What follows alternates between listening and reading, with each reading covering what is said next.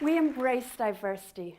In large part, that's why we travel. We go and see exotic places where you can hear the smells, sights, sounds of new things. What I want to convey to you today is that as we travel, we take with us organisms.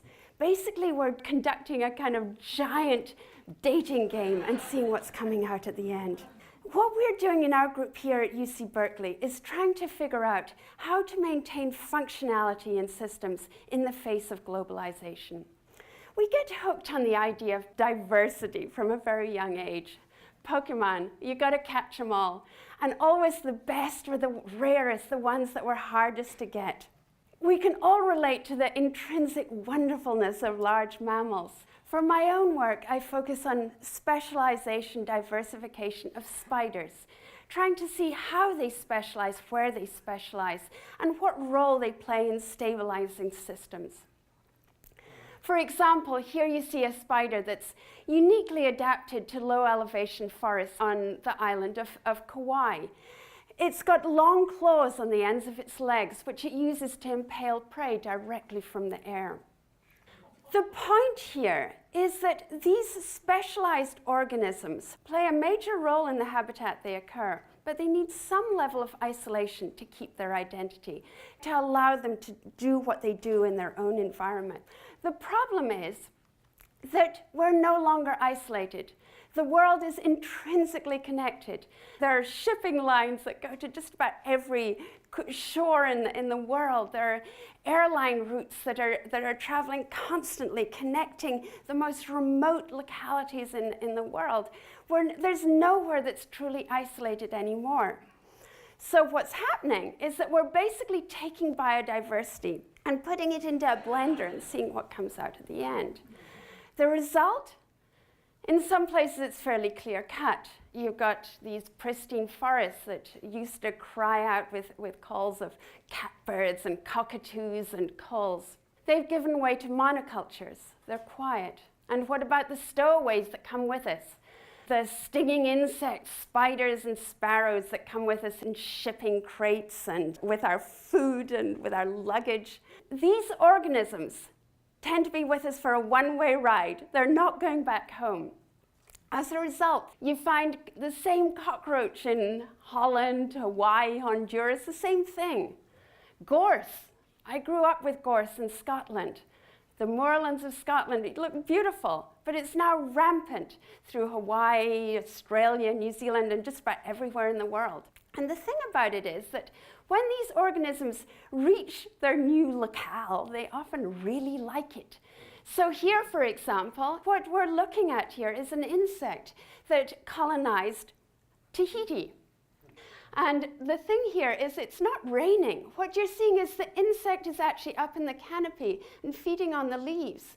And this is the excrement coming down from the leaves. Massive numbers. So what do we do about this? We can't stop people traveling. We can't get rid of the things that are already firmly established in these sites. What we have to do is embrace novelty. In all of these experiments that we've created in putting things together, we need to figure out what creates a functional system in all of that. So to get back to our dating game, we need to figure out in all of these forced connections, which creates a stable marriage. And we all know that stable marriages are not easy to create, even when it's just one-on-one. And think about putting that on a global scale. A very complex problem. So what we're doing is focusing on islands. They're tiny, isolated, very simple systems that can serve as microcosms for understanding ecosystem function on a global scale. We've been working in really entire systems, entire ecosystems of insects and spiders, and basically looking at entire communities across the islands of Hawaii. What we're measuring is diversity, abundance, and interactions in order to see how these organisms change over space and time. We want to see what is it about the community that makes it more stable to intrusion from outside. What is it about which part of the community is more vulnerable and which place in the community, and what dictates functionality in all of this. Basically, what we're trying to do is take the pulse of the system.